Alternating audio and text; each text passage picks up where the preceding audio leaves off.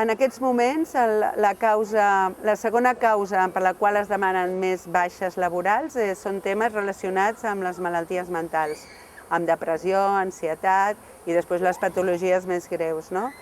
Amb la complexitat del món on estem, el tema de la competitivitat entre les persones, el que per tenir un lloc de treball has de fer una cosa molt competitiva, hi ha molta gent que es queda pel camí i apareixen més patologies. Abans, diríem que la vida era, abans vol dir fa 100 anys, la vida era més simple.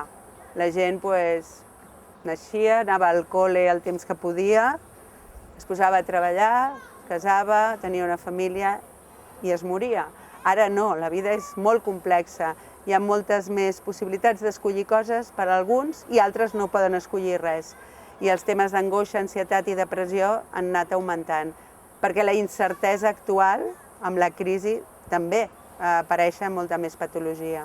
Tot el tema de poder fer un treball preventiu és molt important. En aquests moments hi ha persones amb patologies greus que no es detecten fins que no han passat 5 anys de la seva malaltia.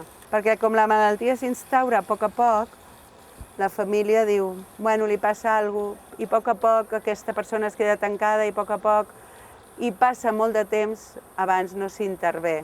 Llavors, el tema preventiu és molt important perquè la gent no es cronifiqui.